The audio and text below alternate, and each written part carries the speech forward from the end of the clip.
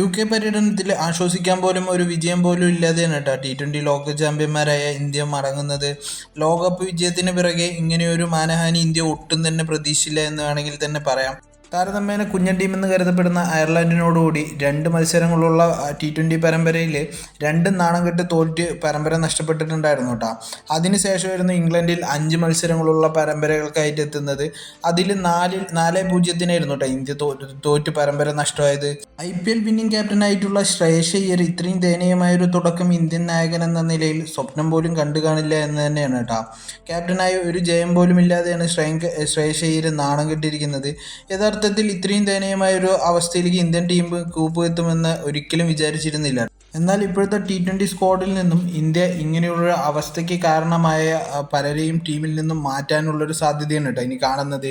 India T20 സ്ക്വാഡിൽ ഇപ്പോൾ ഉൾപ്പെട്ടിരിക്കുന്ന 6 താരങ്ങളെയാണ് കേട്ടോ ഒഴിവാക്കാനായിട്ട് പോകുന്നത്.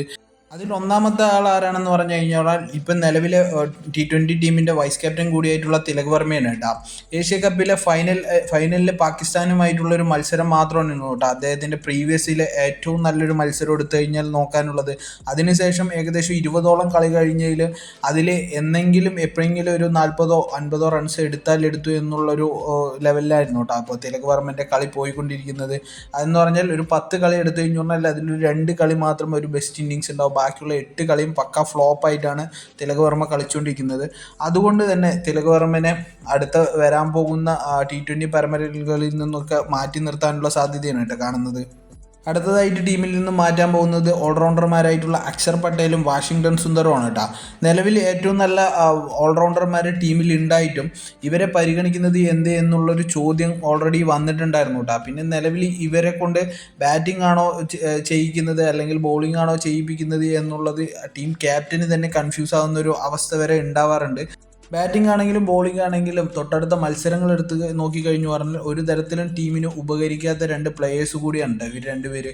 അതുകൊണ്ട് തന്നെ ഇവരെ മാറ്റി കൃണാൽ പാണ്ഡ്യനെ പോലെയുള്ള ബെറ്റർ ഓപ്ഷൻസ് എന്തായാലും സ്വീകരിക്കുമെന്നുള്ള ടീം മാനേജ്മെൻറ്റിൻ്റെ സൈഡിൽ നിന്നും വരുന്നത് കേട്ടോ. പിന്നെ അടുത്തതായിട്ട് പുറത്തു പോകാനായിട്ട് പോകുന്നത് സ്പിന്നർമാരായിട്ടുള്ള രവി ബിഷ്ണോയും അതേപോലെ തന്നെ മിസ്റ്ററി സ്പിന്നർ എന്നറിയപ്പെടുന്ന വരുൺ ചക്രവർത്തിയാണ് കേട്ടോ.